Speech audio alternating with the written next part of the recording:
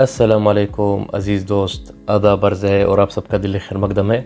उम्मीद है कि आप सब خير تسوونجه. أنا عبد الحميد سعد. إن شاء الله نتعلم تعبير جديد من تعبيرات اللغة العربية ونعرف معناه باللغة الأردية والهندية وناخد أمثلة بسيطة عليها. تعبير النهاردة بمعنى لا يمكن البقاء بدون. لا يمكن البقاء بدون. إزاي نقولها باللغة الأردية والهندية؟ चले मेरे साथ.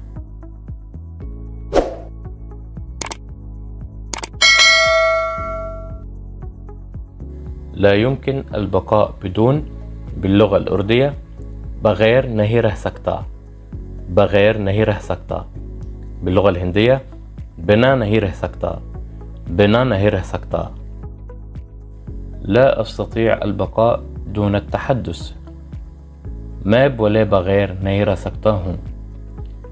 मैं बोले बगैर नहीं रह सकता हूँ या मैं बोले बिना नहीं रह सकता हूँ.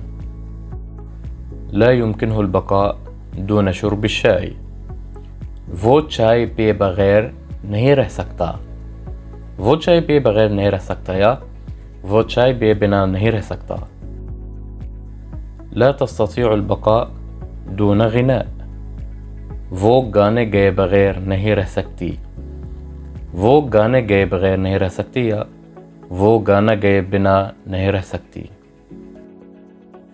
لا يستطيع البقاء دون الدراسة. वो पढ़ाई के बगैर नहीं रह सकता.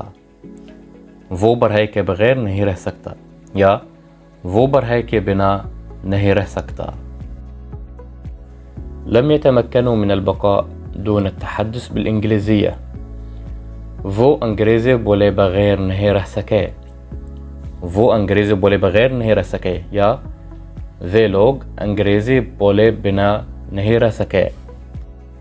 لا يمكننا البقاء دون عمل.